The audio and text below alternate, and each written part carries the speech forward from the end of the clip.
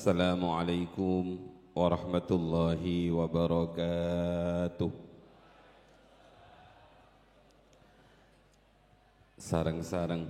Bismillahirrahmanirrahim. Subhanakallahumma Rabbana la ilma lana illa ma 'allamtana innaka antal alimul hakim wa tub 'alaina innaka antat tawwabur rahim wa taqabbal minna innaka antas sami'ul alim wa 'allimna min ladunka ilman nafi'ah ya dzal jalali wal ikram. Allahumma iftah lana hikmataka wanshur 'alaina rahmataka ya dzal jalali wal ikram. Rabbi shrah li sadri wa yassir li amri wahlul 'uqdatam min lisani yafqahu qawli birahmatika ya arhamar rahimin.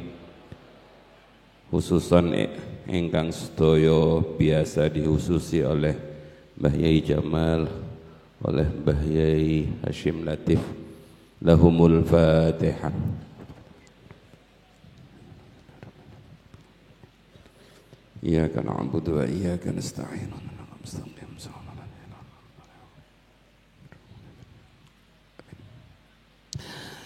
Bismillah, alhamdulillah, wassalatu wassalamu ala rasulillah sayyidina wa habibina wa syafi'ina wa qurrati a'yunina Muhammadin ibni abdillah wa ala alihi wa ashabihi wa mawalah.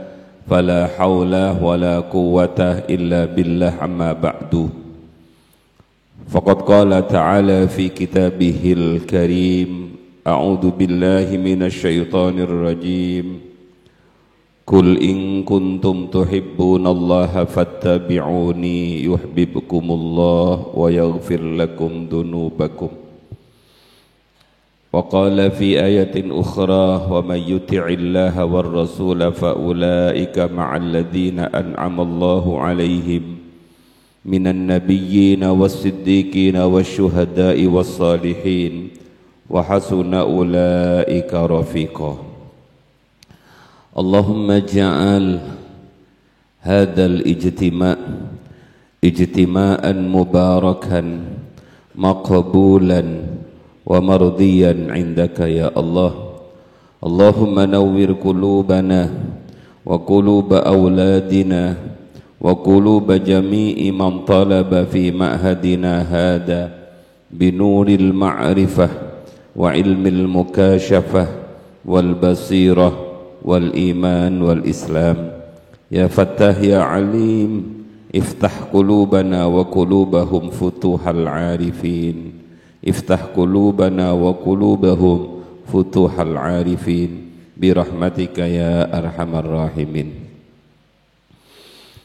Hadratal muhtaramin, para alim, para kiai, para ibu nyai, para pimpinan, para tokoh masyarakat, sedaya jamaah ingkang sanget kula mulyakaken.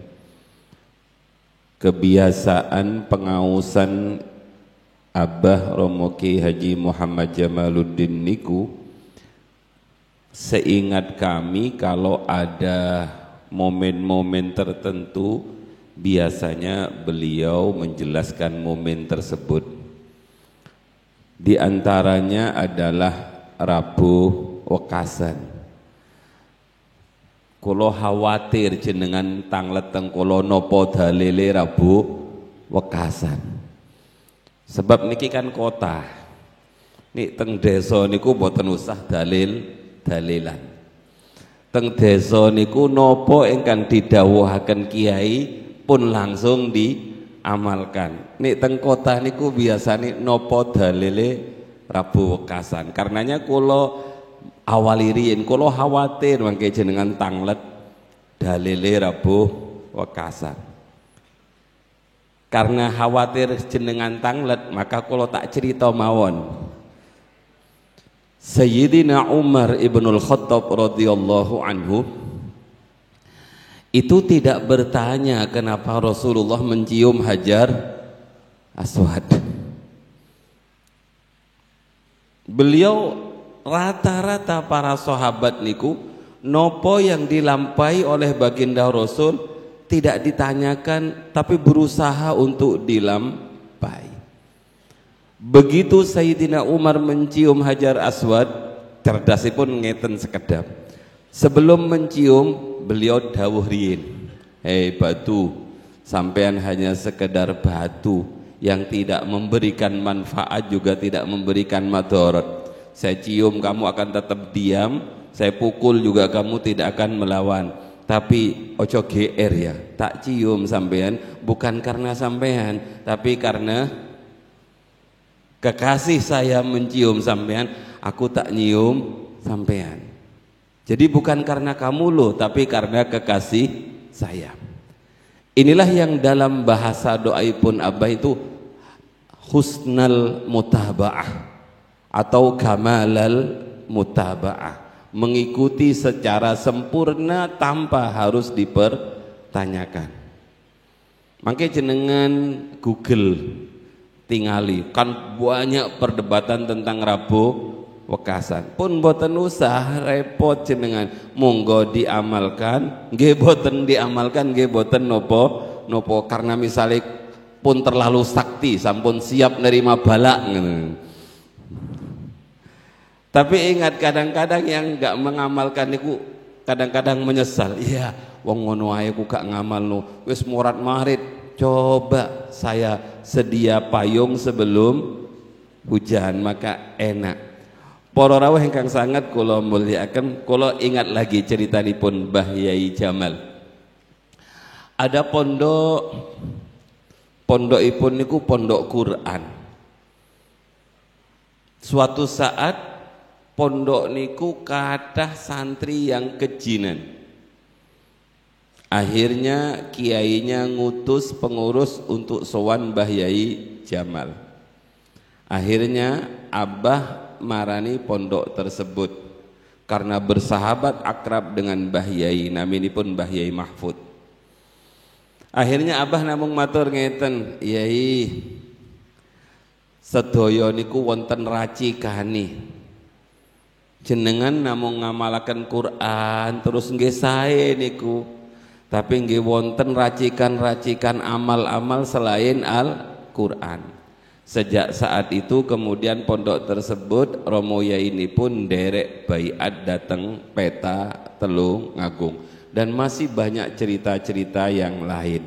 Makanya hadirin ingkang sangat kula mulyakaken, di belakang tulisan niku wonten amalan Rabu Wekasan yang ditandatangani oleh Mbah Yai Jamal Asy-Syaikh Muhammad Jamaluddin Ahmad. Kula boten pingin menerangkan niki sebab nopo pun jelas keterangannya, tulisanipun dan tata caranya, hanya dilampai nopo boten niku terserah jenengan. Para rawuh, di masyarakat Safar niku disebut bulan sial, sehingga banyak sekali masyarakat yang tidak berani mantu di bulan Safar, termasuk sekitar YPM. Sampai engkang derekaken kula niku badhe tunangan, hanya sekedar khidbah.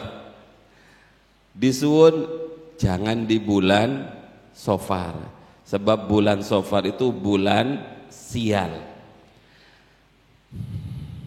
Mensial-sialkan hari, mensial-sialkan bulan, mensial-sialkan waktu niku adalah tradisi kaum jahiliyah.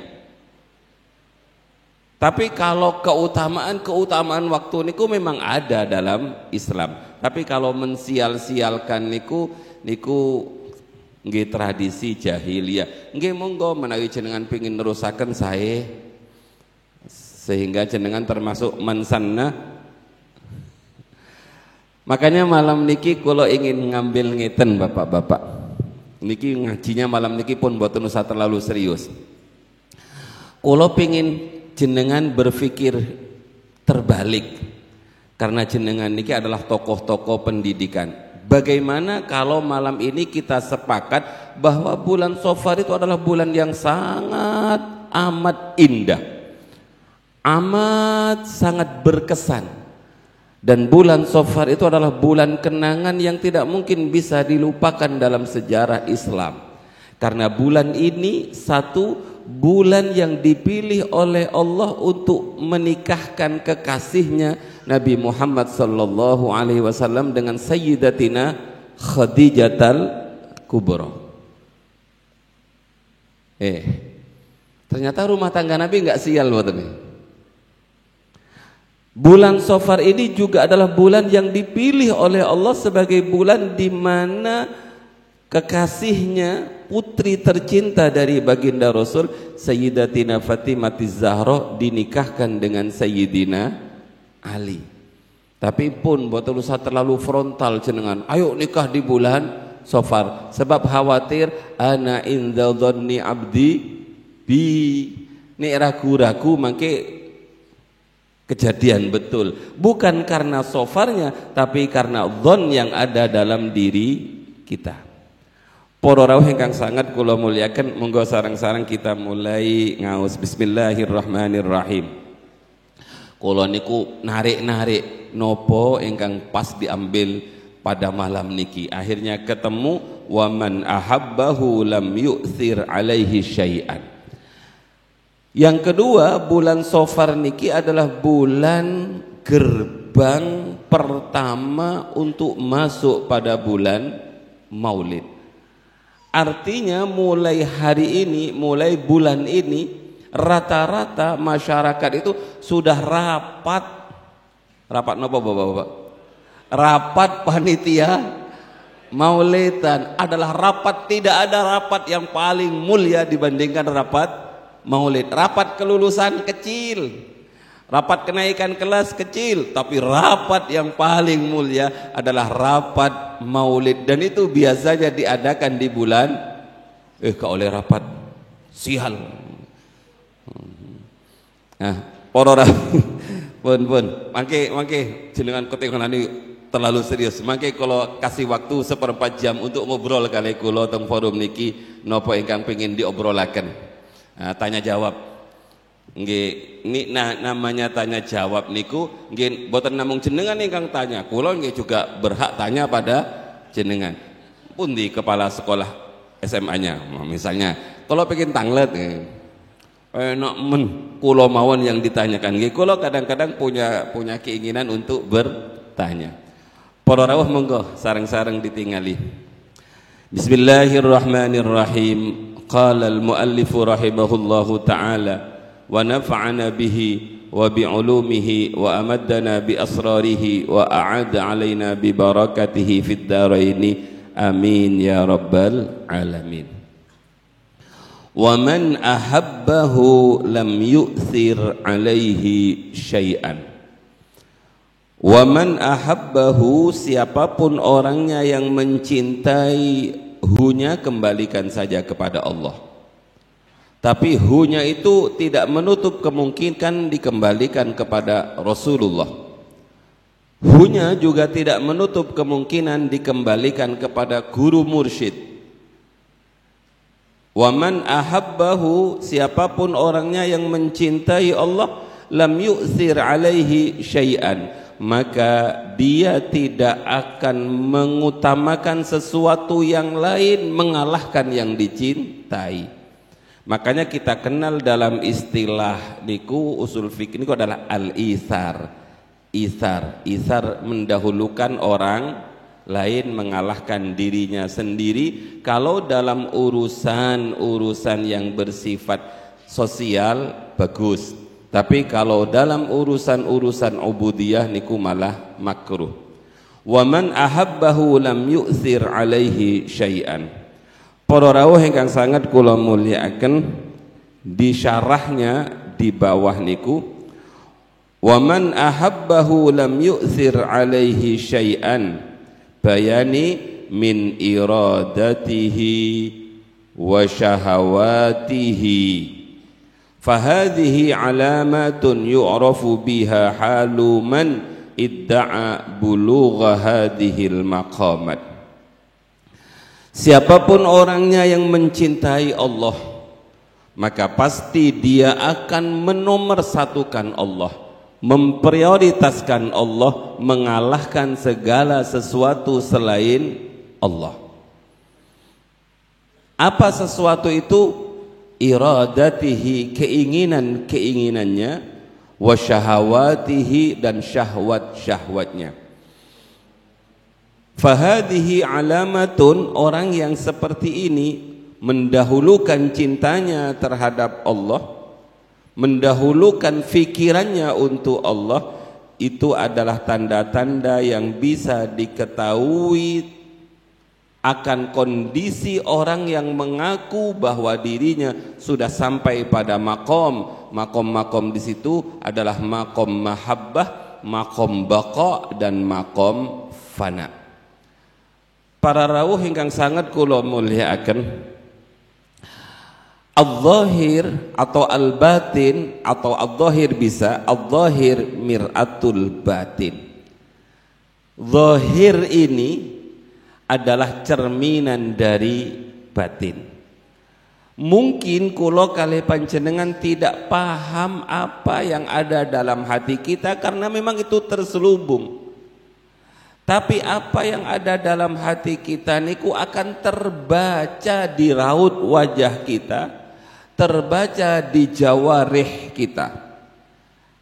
Kalau kita batin kita mencintai Allah, maka zawahir kita, jawarih kita, wajah kita pasti bisa kelihatan kalau kita itu adalah mencintai Allah. Jadi kalau kula kalih panjenengan niki sebenarnya hikmah yang kula terangaken tadi niku adalah hikmah bagi seorang murid yang pingin berkawan dengan siapa. Hikmah niki bisa dipakai adalah bagi orang yang pingin memondokkan anaknya, menjadikan anak murid sapa sing pas. Maka kula kalih panjenengan enggak mungkin bisa menilai batin seseorang, tapi kita bisa menilai zahir seseorang. Orang ini mencintai Allah enggak? Orang ini mencintai Rasulullah enggak? Orang ini mencintai agama enggak? Orang ini gegabah enggak dengan syariat? Maka zahirnya bisa terlihat. Salah satu di antara orang itu betul-betul mencintai Allah dalam kehidupannya, dia adalah mendahulukan Allah di atas segalanya. Para rawuh ingkang sangat kula mulyakaken, wa man ahabbahu lam yu'thir alaihi syai'an, lebih panjang sarah yang di bawahnya, mim muradatihi wa syahawatihi. Berarti dalam hidup ini kita tidak akan mungkin lepas dari muradat, kita akan tidak lepas dari apa yang disebut dengan syahwat, keinginan-keinginan atau kekarepan-kekarepan. Wa hadhil umurul lati dzakaraha al-muallif rahimahullah hiya alamatu bulughi hadhil maqamat al-aliyah wa biha tasihhu wa takmulu, faman lam yajid fi nafsihi fala yanbaghi lahu ay yadda'iya tilkal maqamat wal ya'mal ala mujahadati nafsihi fi ma yusahhihuha wa yukammiluha. Para rawuh ingkang sanget kula mulyakaken, langsung mawon kaitannya dengan bulan Safar. Menurut hemat kula, salah satu faktor kenapa Sayyidatina Khadijah itu dipilih oleh Allah menjadi istri pertama baginda Rasul, salah satunya adalah faktor cinta yang begitu tulus dari Sayyidatina Khadijah. Sayyidatina Khadijah niku dalam sejarah adalah orang yang pertama kali masuk Islam dari kalangan perempuan. Itu sudah cinta. Yang kedua, Sayyidatina Khadijah niku mendermakan seluruh hartanya untuk perjuangan baginda Rasul. Niku bukti cinta. Tapi akhir dari perjalanan cinta Sayyidatina Khadijah niku ibu-ibu adalah ketika suatu saat Sayyidatina Khadijah niku nyusui putri baginda Rasul yang bernama Sayyidah Fatimah. Sayyidah Fatimah niku nangis ketika disusui oleh ibundanya. Ternyata begitu dilihat oleh baginda Rasul, air susunya niku boten kental. Airnya susu niku putih bercampur darah. Ketika ditanya oleh baginda Rasul, wahai istriku, kenapa air susumu seperti ini? Beliau menjawab, wahai suamiku, ini semua karena hampir 2 hari 3 hari ini saya belum kemasukan makanan kecuali minuman. Jadi habis seluruh hartanya diberikan kepada baginda Rasul. Selesai Sayyidatina Fatimah nyusu kepada ibundanya, akhirnya ditaruh sare Sayyidatina Fatimah, kemudian Sayyidatina Khadijah niku dengan manjanya baginda Rasul tidur di bangkuan Sayyidatina Khadijah. Jadi bapak-bapak mantun niki jenengan kundur niru Rasul tidur di bangkuan istri niki sunnah napa bid'ah? Sunnah niki, sunnah hasanah niki. Wah, bapak-bapak malah pengen cepet-cepet kundur nih. Begitu Sayyidatina Khadijah pahanya dibuat tidur oleh baginda Rasul. Jadi bapak-bapak, kalau hati seseorang niku ayem, niku cepet tidur biasanya. Ternyata baginda Rasul tertidur di pangkuan Sayyidatina Khadijah. Begitu beliau tertidur, Sayyidatina Khadijah nggak berani bergerak sama sekali. Tapi tiba-tiba beliau menangis melihat wajah baginda Rasul dan air matanya netes ke pipi baginda Rasul. Bangunlah Rasulullah. Kemudian Rasulullah bertanya, kenapa, apa gerangan engkau menangis wahai kekasihku, wahai istriku? Apakah engkau menyesal menikah dengan saya yang seperti ini? Tambah nangis Sayyidah Khadijah. Kemudian beliau berkata, ya Rasulullah, kemuliaan kebaikan saya yang tertinggi adalah ketika Allah menjodohkan saya dengan panjenengan. Sama sekali tidak ada perasaan menyesal dalam diri saya. Tapi kenapa kamu menangis? Jangan salah faham ya Rasul. Saya menangis karena saya berpikir sekarang saya sudah tidak punya apa-apa lagi untuk saya berikan kepada panjenengan kecuali doa. Tapi ya Rasul, kalau nanti saya meninggal dan sampean membutuhkan modal, maka silahkan kau gali kuburan saya, ambil tulang belulang saya, jual. Silahkan jual ya Rasul untuk modal perjuangan panjenengan. Makanya bapak-bapak, kecintaan yang luar biasa dari Sayyidah Khadijah inilah dalam sejarah ketika beliau menikah dengan Sayyidah Khadijah, Rasulullah tidak menikah dengan yang lain. Bahkan Kanjeng Nabi niku pernah agak tinggi suaranya terhadap Sayyidah Aisyah ketika Sayyidah Aisyah itu agak marah, mau cemburu nopo gitu Bapak. Karena sering-sering Rasulullah niku ingat pada cinta pertamanya. Jadi cinta pertama tidak terlupakan Bapak. Pun boten usah mikir cinta pertama jenengan yang enggak jadi itu teropnya dengan orang niku boten usah dipikir. Khawatir mikir teropnya orang.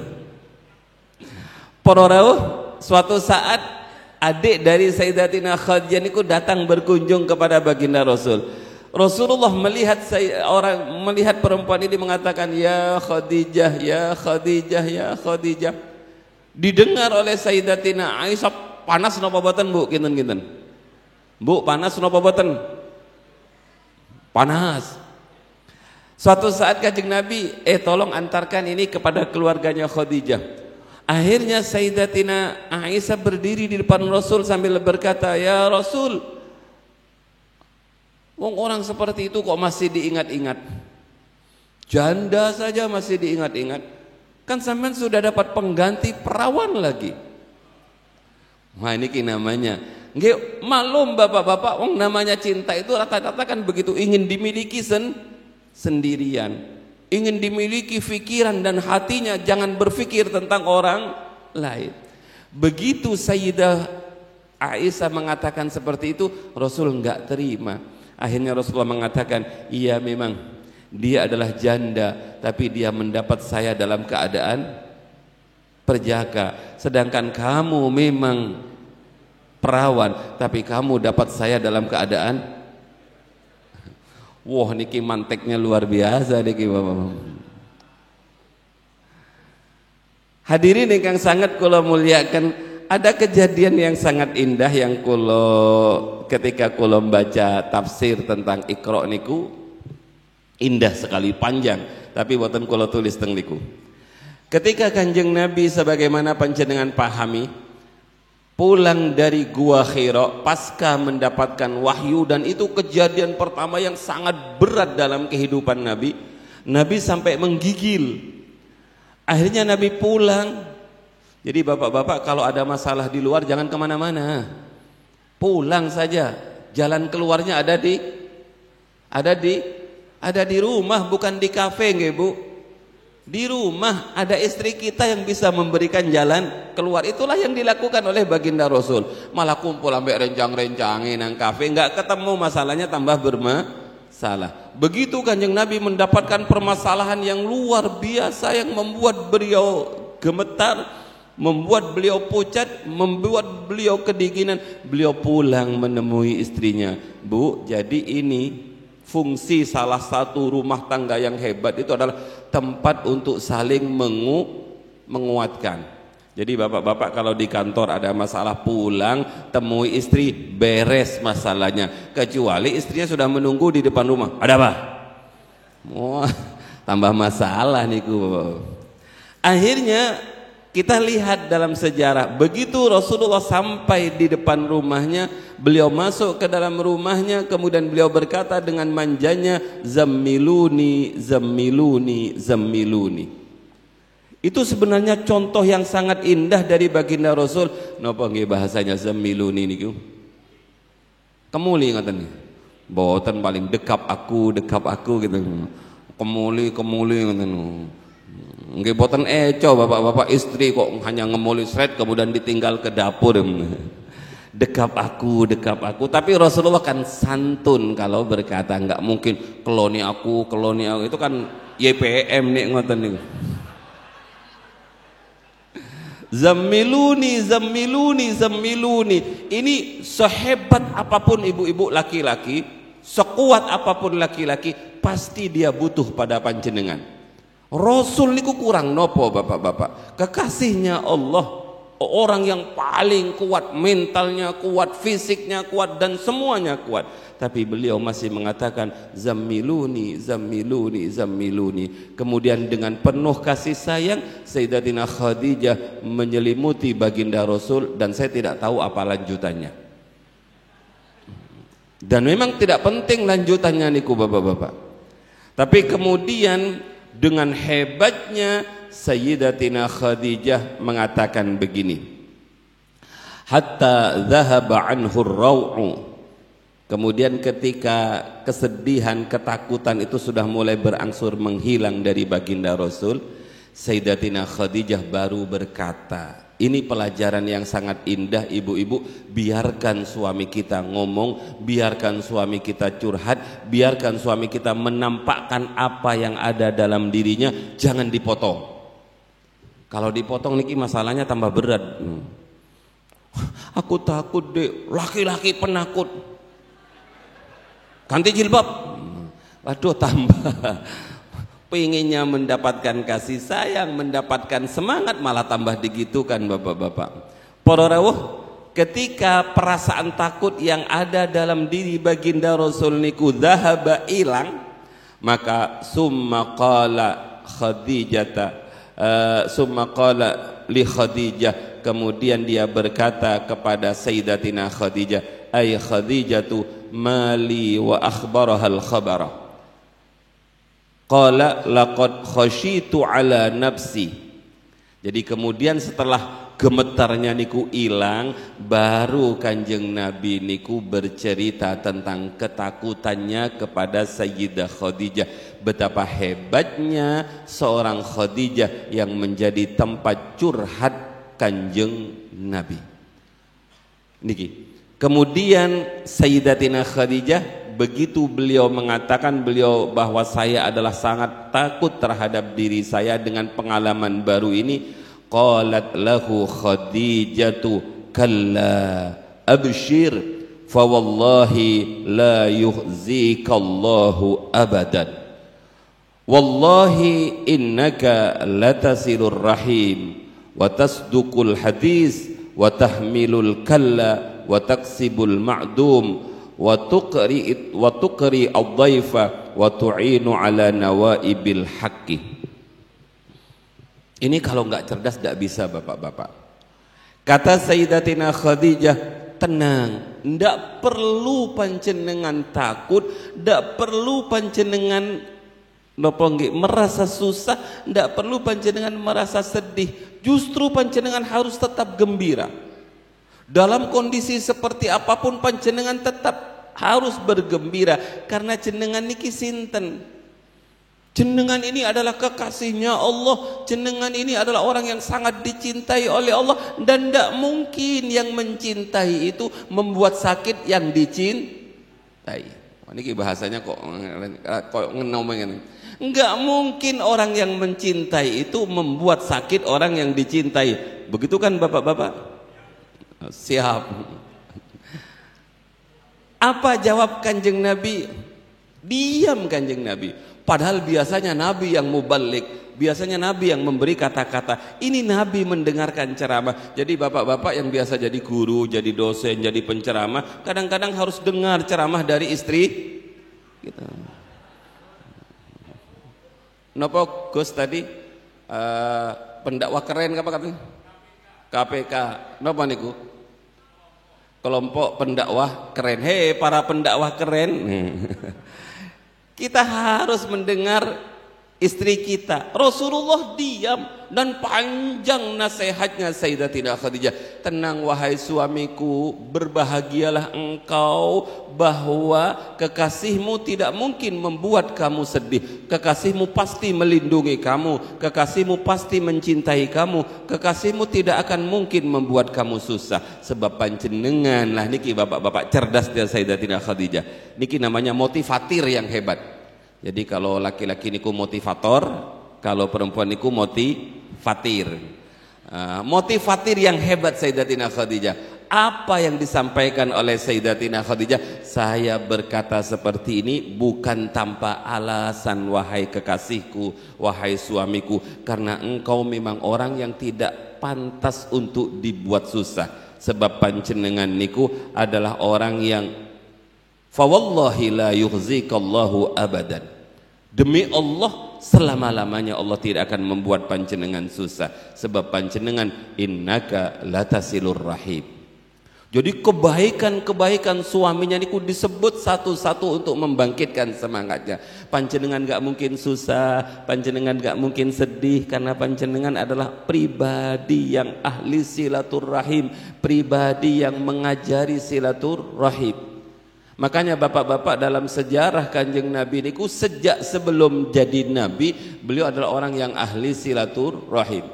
Makanya laqad ja'akum rasulun min anfusikum. Ja'akum itu salah satunya adalah memang baginda Rasul sering datang kepada kerabatnya, sering menjumpai kerabatnya. Sejak kecil Rasulullah adalah orang yang ahli silaturrahim, dan tidak mungkin orang yang ahli silaturrahim ini menjadi susah. Niki satu.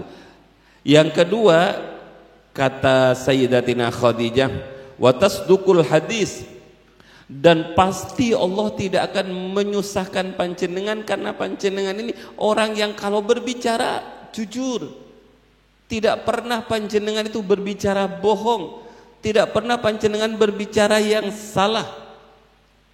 Wa ma yantiqu anil hawa in huwa illa wahyu yuha. Ucapan Kanjeng Nabi, perbuatan Kanjeng Nabi itu adalah ucapan yang dibimbing oleh Allah, oleh wahyu. Dan ingat, seorang yang jujur itu dalam hidupnya tidak akan pernah susah. Niki kalau dibalik pripun Bapak-bapak, kenapa sih hidup ini kok susah terus? Barangkali satu, kenapa? Ahli mutus silaturrahim. Kok susah terus? Barangkali biasa bohong. Makanya Bapak-bapak, seorang perawi hadis itu nggak akan diterima riwayatnya apabila dia berbohong sekalipun pada hewan. Ini kan wonten cerita nih.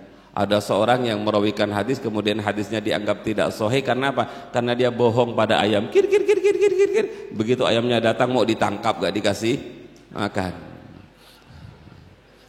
Pemancing itu pembohong loh Bapak-bapak.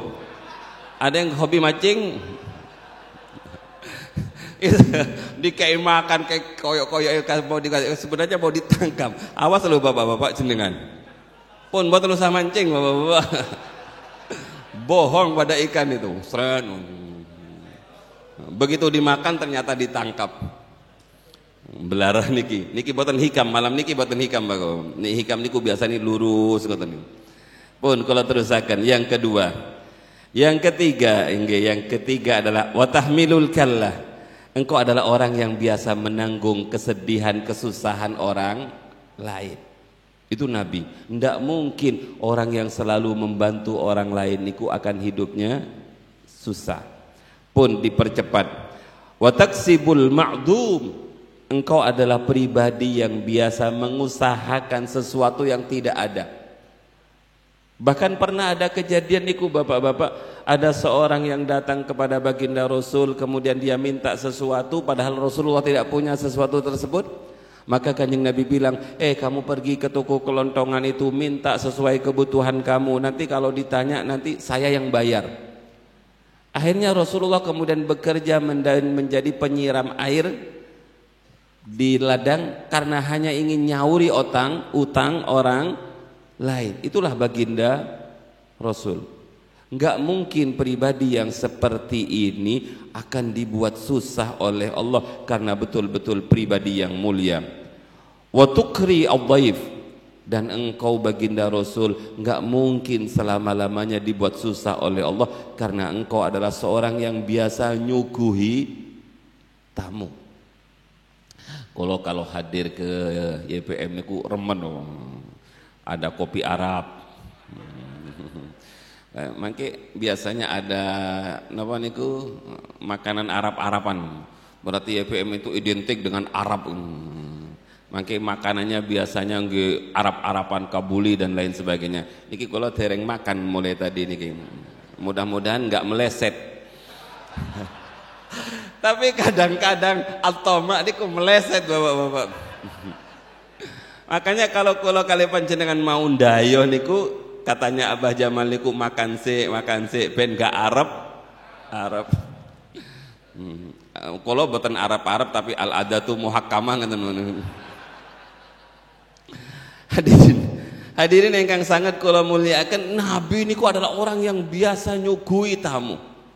Dan tidak ada kiai-kiai hebat itu yang tidak memuliakan tamu. Bahkan Mbah Yai Jamal guru kita bersama niku cerita pada anak-anak pun, dulu saya pas sowan mau ngaji hikam ke Mbah Yai Jalil itu, oleh Mbah Yai Jalil hanya dibilangi Pak Jamal. Biasanya kalau manggil abah niku dengan panggilan kesayangan Pak Jamal.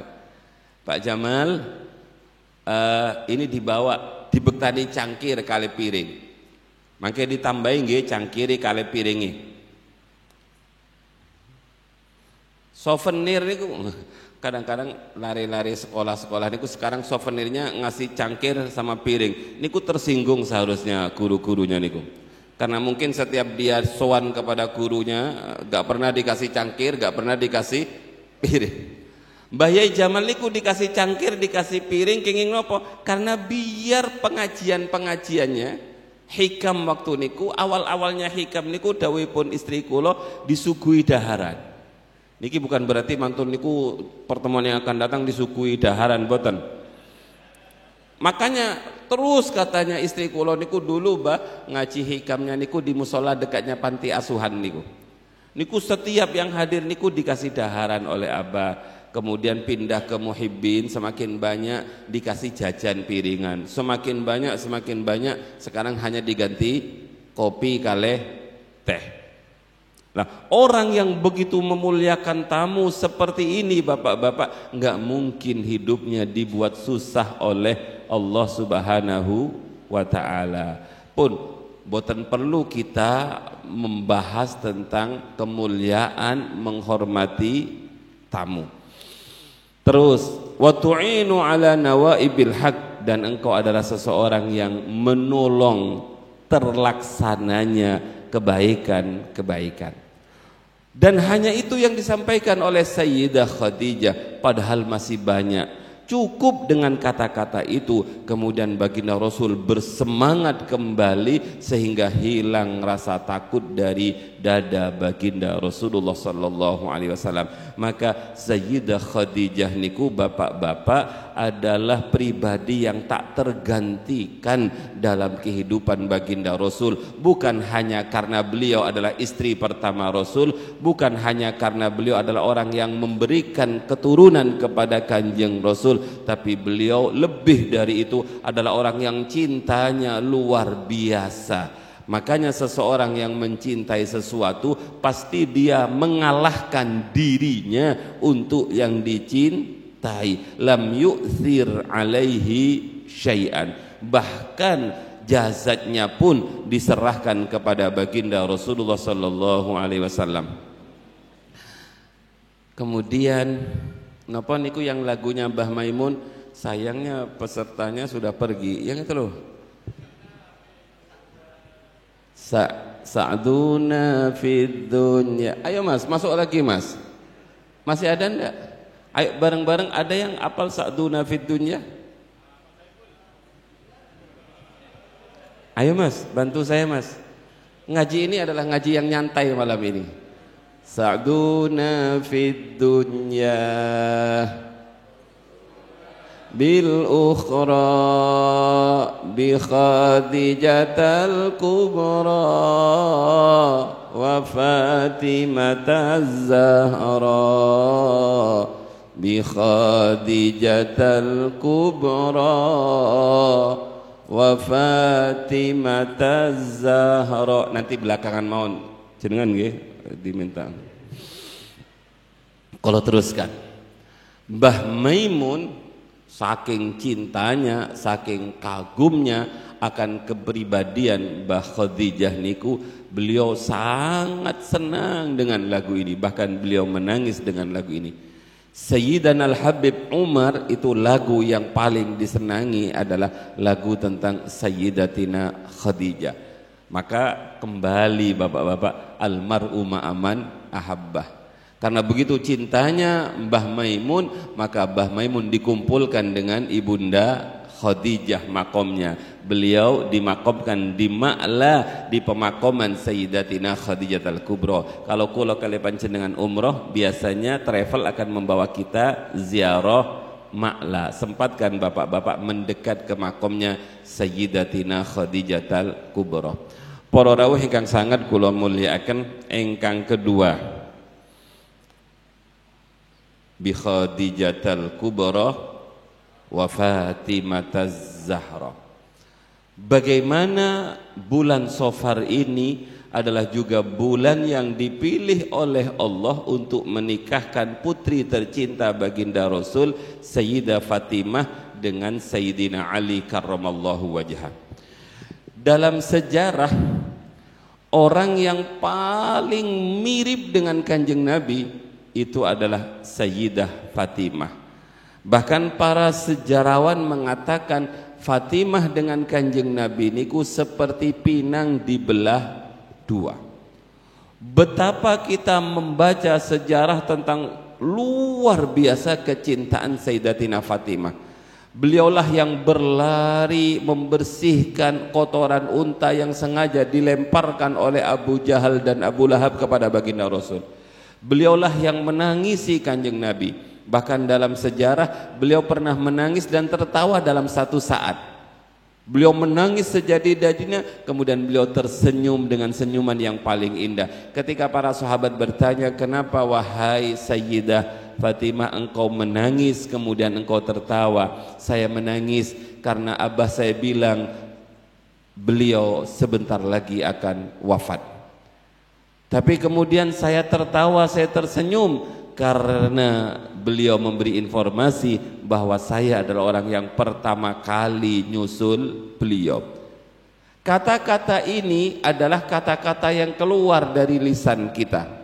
Tapi kata-kata yang keluar dari lisan ini, lisan Sayyidatina Fatimah ini, betapa menunjukkan kecintaan yang luar biasa dari Sayyidah Fatimah.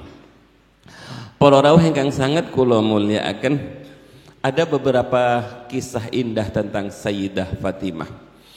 Sayyidah Fatimah itu ibu-ibu adalah perempuan yang memang amat sangat mulia, bukan karena pribadi beliau saja, tapi beliau adalah anak dari orang yang paling mulia, istri dari sahabat yang sangat mulia, ibu dari anak-anak yang sangat mulia. Sehingga ada sebuah kejadian suatu saat ketika Sayyidah Fatimah ini kerjanya memintal benang. Setelah jadi kain diserahkan kepada Sayyidina Ali. Mas, tolong bawa ke pasar kain ini, jualkan kain ini. Nanti hasilnya tolong belikan bahan makanan untuk anak kita, karena beberapa hari ini anak kita belum makan, hanya sekedar minum. Wah, senang Sayyidina Ali, berarti rumah tangga ini adalah rumah tangga yang sangat di bawah garis kemiskinan ini. Anaknya Nabi loh bapak-bapak. Sebenarnya ada isyarat bahwa kebahagiaan itu tidak ditentukan oleh fasilitas. Begitu Sayyidina Ali menerima benang, menerima kain pintalan dari istrinya niku, berangkatlah beliau ke pasar, beliau menjual kain hasil tenunan dari Sayyidah Fatimah.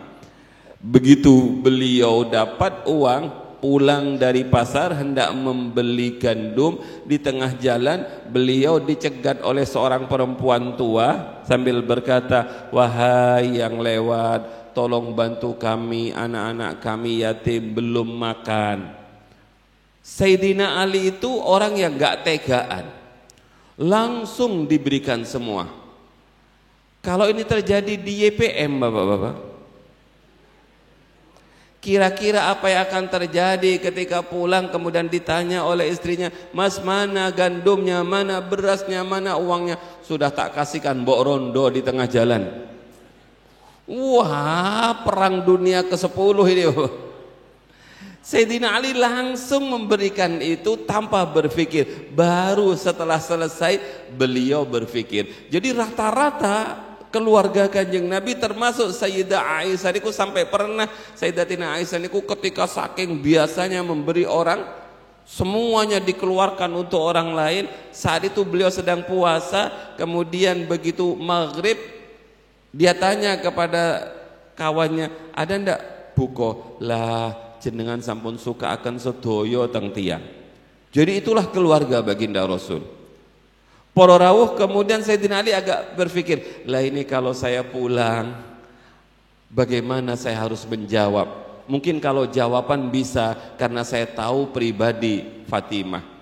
Tapi bagaimana dengan anak-anak yang masih kecil yang belum makan itu? Merasa bersalah bapak-bapak karena tidak menyisihkan sedikit untuk makanan putranya. Beliau kemudian pelan-pelan berjalan, di tengah jalan panggih dengan orang yang menjual unta. Di stop, hei Ali, kok tahu-tahu kenal orang itu? Ali, tolong bantu saya, beli unta saya ini. Ojo ngenyik aja. Duwe wis entek kok suruh beli unta. Dari mana saya bisa membeli untamu, karena saya tidak punya uang. Apa kata orang tersebut? Sudahlah, beli utang. Jadi utang niku sunnah loh bapak-bapak. Lho, kula niku diperintah kali guru kula, idola kula, Khalid dalem yai, utang kalau bangun itu utang. Kalau kamu enggak utang, kamu enggak ngamalkan ya ayyuhalladzina amanu idza tadayantum bidainin ila ajalin musamman faktubuh. Tapi sampai sekarang kula boten berani utang.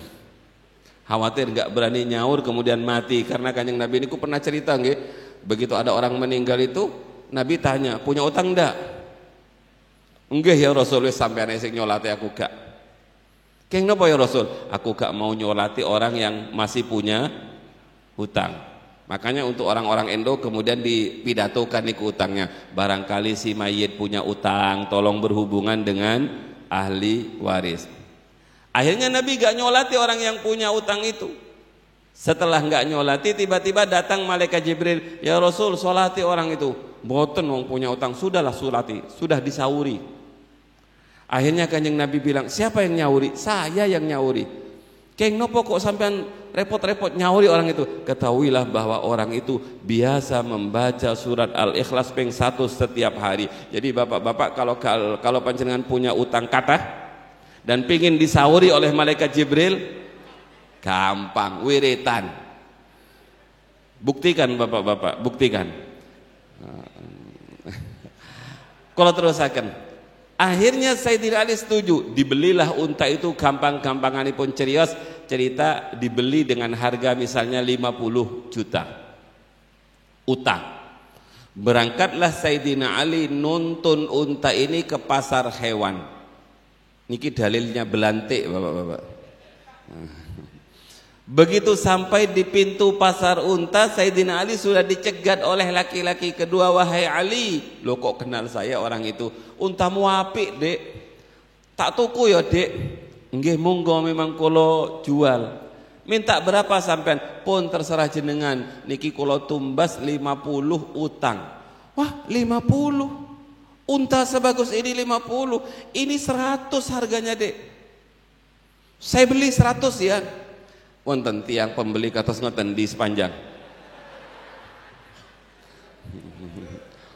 Wah, makanya kalau kali panjenengan itu gak masuk dalam cerita kitab bapak-bapak. Karena gak ada yang bisa dicontoh.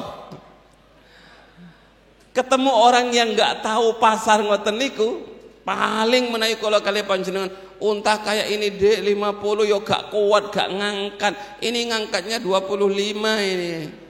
Atau sudahlah untuk sampean saya bayar saja 50 wis gak apa-apa, kasihan. Padahal labanya pinten. Saya beli 100 dek. Nggih, monggo. Ketahuilah ya dek, mohon maaf, ini nanti kalau saya bawa ke dalam, saya masih laba 25 juta. Nggih, boten napa-napa, terserah jenengan. Akhirnya singkat cerita ditumbas kali tiang niku 100 laba pinten bapak-bapak. Jadi Khalifah Ali niku juga pedagang ya bapak. Lakulo kali panjenengan ngajar gak berdagang. Akhirnya singkat cerita pulang. Begitu pulang poro rawuh, akhirnya makan malam niku. Tengah-tengah dahar Sayyidina Ali, Sayyidah Fatimah, Sayyidina Hasan dan Sayyidina Husain, Rasulullah dodok-dodok pintu. Begitu dodok-dodok pintu, datanglah baginda Rasul, Assalamualaikum. Waalaikumsalam. Abah, monggo sareng-sareng. Kata Kanjeng Nabi, hei yang baru dapat laba banyak ya. Tahu abahnya niku.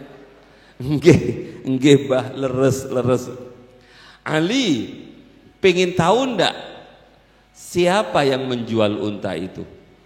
Pengen tahu ndak siapa yang membeli unta itu? Langge bah kula boten pernah tepang kali tiang niku. Ketahuilah Ali, dia adalah malaikat Jibril yang dikirim oleh Allah untuk jualan unta. Lu terus yang beli untamu itu adalah malaikat Mikail. Kenapa kedua malaikat ini sibuk-sibuk diutus oleh Allah? Karena kamu nolong orang yang sedang dalam kondisi tidak punya. Nikilah yang dalam bahasa Sayyidatina Aisyah, mengusahakan sesuatu yang tidak ada. Begitu Sayyidatina Fatimah, bapak-bapak, luar biasa. Dan beliau adalah perempuan yang tangannya pernah dicium oleh baginda Rasul. Kenging nopo kok dicium oleh baginda Rasul? Karena suatu saat Sayyidatina Fatimah niku datang ke rumah abahnya, menunjukkan tangannya melepuh. lecet-lecet niku lho bapak-bapak, ibu-ibu. Beliau bertanya, "Ya abahku, lihat tangan saya melepuh wahai abahku." "Kenapa nak tangannya seperti ini?" "Niki gara-gara kulo setiap hari menggiling gandum." "Tolonglah bah, kalau ada budak-budak yang lebih kasihkan saya biar meringankan pekerjaan rumah tangga saya." Napa boten saged Rasulullah memberikan budak? Saged. Tapi kemudian baginda Rasul tidak memberi sesuai dengan yang diminta oleh anaknya, justru memberi amalan. Amalkan ya, subhanallah 33, alhamdulillah 33, Allahu akbar 33. Itu jauh lebih baik dibandingkan budak dan dunia seisinya. Jadi bapak-bapak kadang-kadang kalau kiai dimintai amalan utang, kalau perlu jangan dikasih amalan utang, disuruh hotmail Quran katanya. Para rawuh ingkang sangat kula mulyakaken, kemudian tangan itu dicium oleh baginda Rasul. Akhirnya Rasulullah berkunjung ke rumah sederhana miliknya Sayyidatina Fatimah melihat gilingan. Begitu gilingan niku diparani kalih baginda Rasul, beliau ketakutan gilingan niku. Sebab batu-batu itu kelak akan menjadi bahan bakunya neraka.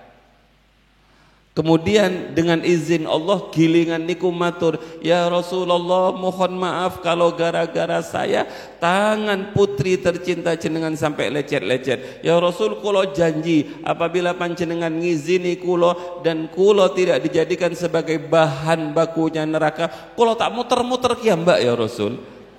Akhirnya bapak-bapak, ibu-ibu, gilingan niku muter-muter, gandum niku lompat-lompat ki mbak. Lah niki nik wonten laris niki bapak-bapak. Kata Kanjeng Nabi, cukup. Kanjeng Nabi tetap membiarkan anaknya susah melayani keluarga, karena dengan itulah kemuliaan akan diraih oleh seorang perempuan. Para rawuh ingkang sangat kula mulyakaken, kula tutup dengan satu hadis tentang wafatnya Sayyidatina Fatimah. Wa hukiya anna Fatimah az-Zahra bintan Nabi sallallahu alaihi wasallam, diceritakan sesungguhnya Fatimah az-Zahra putri Nabi, lamma matat tatkala beliau kapundhut, maka jenazahnya niku diangkut, hamala janazatuha arba'atun, yang gotong niku 4. Makanya di kampung-kampung niku rudo papat niku pripun lagunya niku? Pripun? Rudo papat, rudo manungso. Oh, triputik. Sayang kula boten vokalis bapak-bapak. Besok jangan ditinggalkan oleh vokalisnya niku, bisa minta bantuan. Jadi rudo papat, rudo manungso niku tradisi sejak zaman Rasulullah. Kula niku pernah menemukan ada seorang anak yatim tinggal bapaknya terus wafat di perumahan. Namanya wali anak yatim, kula takziah kali santri-santri sampai mau dimakamkan. Ternyata begitu mau pemakaman itu, ini orang-orang kampung kok gak seperti di kampung saya yang repot membuatkan keranda boten. Ternyata datang bapak-bapak geledekan nih. Ada rodanya, kemudian ada kerandanya. Kalau mikir gawe apa iki? Ternyata jenazah niku dimasukkan ke atas, geledekan niku di depannya ditarik oleh sepeda motor. Aduh, melas ngoten. Enaknya jadi anak hanya dapat warisan, gak mau mikul orang tuanya. Maka para rawuh, mari kita kembalikan saja kepada zamannya Kanjeng Nabi. Ternyata begitu Sayyidatina Fatimah wafat, beliau dipikul oleh 2 orang, rudo papat, rudo manungso. Kula pernah mendapatkan kisah yang ilmiah dari seorang pembimbing haji, piyambakipun niku memang akademisi. Di mana letak makomnya Sayyidatina Fatimah niku masih khilaf, tapi ada orang yang menerangkan bahwa sengaja Sayyidatina Fatimah niku makomnya dirahasiakan karena khawatir dicuri oleh orang-orang Syiah. Ternyata makom Sayyidatina Fatimah itu menurut Syekh ini adalah di tempat Rasulullah ngimami. Jadi di bawah pengimaman Rasulullah itulah makom Sayyidatina Fatimah. Lah bapak-bapak, ibu-ibu, ketika Sayyidatina Fatimah niki digotong, dipikul menuju kuburan, yang memikul niku adalah zaujuha Aliyun wa ibnaha Al-Hasan wal Husain wa Abu Dawud Al-Ghifari wa Abu Dzar Al-Ghifari. Jadi ada 4 orang yang mikul. Pertama Sayyidina Ali, Sayyidina Hasan, Sayyidina Husain, dan Abu Dzar Al-Ghifari. Abu Dzar Al-Ghifari niki begitu sampai di pinggir makam, beliau ceramah dulu pada kuburan niku. Jadi menceramahi kuburan. Katanya Abu Dzar Al-Ghifari ngeten, ya qabrah, wahai kuburan, atadri manillati ja'atka, tahukah kamu siapa perempuan yang datang kepadamu ini? Hiya Fatimah Az-Zahra, ketahuilah dia adalah Fatimah Az-Zahra, jangan macam-macam kamu. Dia adalah Fatimah Az-Zahra bintu Rasulillah, putrinya Rasulullah. Wa zaujatu Aliyin, dan istrinya Sayyidina Ali Al-Murtada. Wa ummul Hasan wal Husain, dia adalah ibu dari Sayyidina Hasan dan Sayyidina Husain. Ojo macam-macam ya, sampean kan ngoten bahasa YPM-nya. Ojo macam-macam, ini mayit bukan sembarang mayit, ini adalah wanita termulia. Karena memang Sayyidatina Fatimah itu termasuk 4 orang napa niku penghulu ahli sorga. Khadijah, Sayyidah Khadijah, Sayyidah Fatimah, Sayyidah Maryam, dan Sayyidah Asiyah. Iki pimpinannya ahlul jannah. Begitu kuburan didhawuhi ngoten niku, fasami'u nidaan minal qabri, semua yang ada di situ mendengar jawaban dari kuburan. Ma ana maudhi'u hasabin wa nasabin.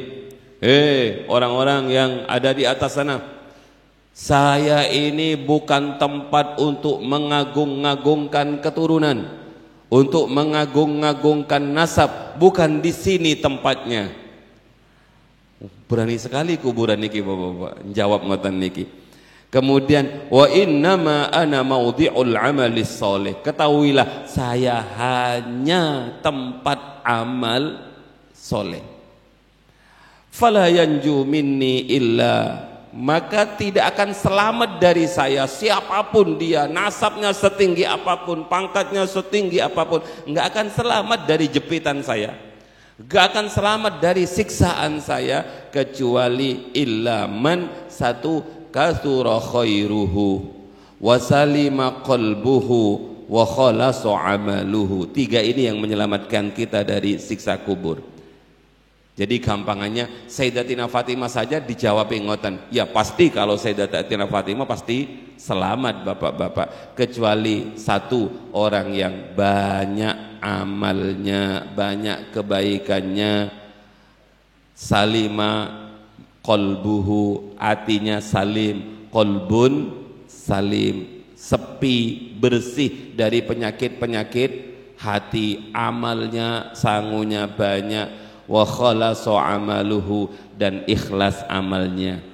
Wah, ini luar biasa beratnya bapak-bapak. Bahasanya sederhana, katsura khairuhu, salima qalbuhu, khalasa amaluhu. Gampang disampaikan, tapi itulah inti dari pelajaran tasawuf. Apalah artinya amal baik yang banyak kalau diiringi dengan penyakit hati, kalau tidak diiringi dengan rasa keikhlasan. Para rawuh ingkang sangat kula mulyakaken, kula tutup dengan doa yang ada di makalah niku. An Abi Darda radhiyallahu anhu qala qala Rasulullah sallallahu alaihi wa alihi wasallam, kana min du'ai Dawud sallallahu alaihi wasallam, di antara doa-doanya Nabi Daud. Nabi Daud itu dalam sejarah disebut a'badul bashar, manusia yang paling hebat oleh ibadah. Makanya biasanya ibadah-ibadah tinggi niku dinisbatkan kepada Nabi Daud. Kalau mau puasa yang baik, puasa sunnah ini adalah puasanya Daud. Hari ini puasa, besok tidak, besoknya puasa, besoknya tidak. Sholat tahajud yang paling baik, sholat tahajudnya Nabi Daud, malam ini sholat, besoknya enggak. Boten nggih Bapak, cukup kepada puasa niki. Cukup pada puasa. A'badul Bashar. Beliau adalah bergelar A'badul Bashar. Beliau biasa, kalau pakai kana itu sesuatu yang dilakukan bukan hanya 1, 2, 3 kali, tapi sudah menjadi kebiasaan yang sering dan biasa diucapkan oleh Nabi Daud sareng-sareng. Allahumma inni as'aluka hubbaka wa hubba man yuhibbuka wal amal alladhi yuballighuni hubbaka. Duh Gusti Allah, ini sesungguhnya kula as'aluka nyuwun dumateng jenengan hubbaka, mencintaimu, wa hubba man yuhibbuka, dan mencintai yang engkau cintai, atau saling mencintai. Kula memohon cintamu dan berikan kula untuk menjadi orang yang mencintaimu dan mencintai orang yang engkau cintai. Wal amal alladhi yuballighuni hubbak, tolong ya Allah bantu kula untuk bisa melakukan amal di mana amal itu bisa menyampaikan kula kepada cinta panjenengan. Allahumma ja'al hubbaka ahabba ilayya min nafsi wa ahli wa minal ma'il barid, rawahu Tirmidzi wa qala hadisun hasan. Ya Allah, kula mohon dumateng panjenengan, jadikan cinta panjenengan itu lebih kula cintai dibandingkan cinta kula terhadap diri kula, terhadap keluarga kula, terhadap air yang dingin, karena memang di Arab niku remenani air dingin. Para rawuh ingkang sanget kula muliakan, kula tutup, la yu'minu ahadukum hatta akuna ahabbu ilaihi min nafsihi wa ahlihi wa waladihi wan nasi ajmain. Tidak sempurna keimanan di antara kita sebelum saya, kata Kanjeng Nabi, lebih dicintai dibandingkan terhadap cinta terhadap dirinya dan cinta terhadap keluarganya, orang tuanya maupun anak-anaknya. Artinya mari bersama-sama kita mendahulukan cinta kita kepada yang pantas kita cintai. Wa man ahabbahu lam yu'thir alaihi syai'an. Para rawuh ingkang sangat kula muliakan, mari sareng-sareng maos doa. Maos doa napa niki? Doa yang ditulis kali Abah niku. Bismillahirrahmanirrahim.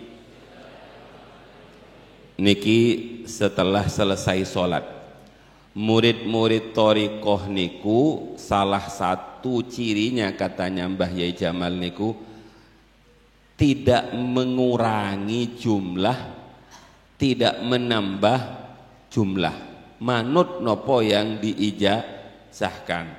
Teng mriki diijazahkan setiap rakaat iku surat Fatihah sekali, kemudian inna a'tainakal kausar 17 kali, kemudian Al-Ikhlas 5 kali, Al-Falak sekali, An-Nas sekali.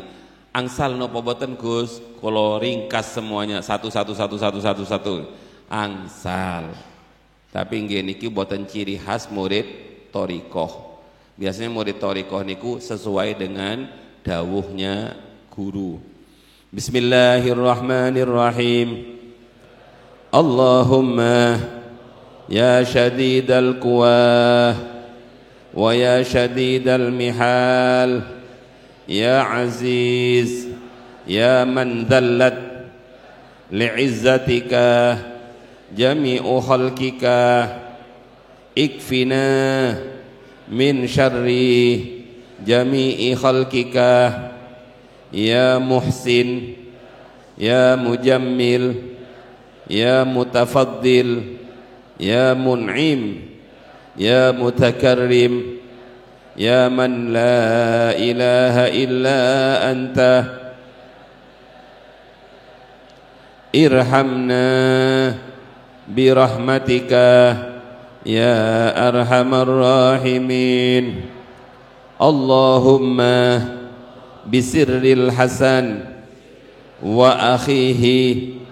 Niki namanya tawassul, bil rajulis salih. Niki bijahi bisirri sayyidinal Hasan wal Husain. Allahumma bisirril Hasan wa akhihi, sinten bapak-bapak, Husain, wa jaddihi, sinten Kanjeng Nabi, wa abihi, sinten Sayyidina Ali, wa banihi, ikfina syarra hadal yawm, ikfina syarra hadal yawm wa ma yanzilu fihi ya kafiyal muhimmat ya dafi'al baliyat fasayakfikahumullah wa huwas sami'ul alim wa hasbunallah wa ni'mal wakil wa la hawla wa la quwwata illa billahil aliyyil azim. Wa sallallahu ala sayyidina Muhammadin wa ala alihi wa sahbihi wa sallam. Pokoknya kalau sholla belakangnya salam ya bapak-bapak, kalau sholli belakangnya salim. Kalau jenengan ditangleti tiang opo dalile ngelakoni ini, jangan dijawab. Jenengan balik tanya, opo dalile sampean ngelarang aku sholat iki. Biar dia yang bingung. Ada ndak dalil melarang orang sholat sunnah? Enggak ada. Kan niki usolli sunnatan rebu wekasan, itu yang enggak boleh bapak-bapak. Sunnatan rebu wekasan. Wong sini usolli rakaataini lillahi ta'ala. Dan doanya isinya sangat tinggi, sangat luar biasa. Tawassul dengan Sayyidina Hasan, tawassul dengan Sayyidina Husain, tawassul dengan Kanjeng Nabi, Sayyidina Ali, Sayyidatina Fatimah, dan cicit-cicitnya Kanjeng Nabi. Itu dalilnya sabrek bapak-bapak.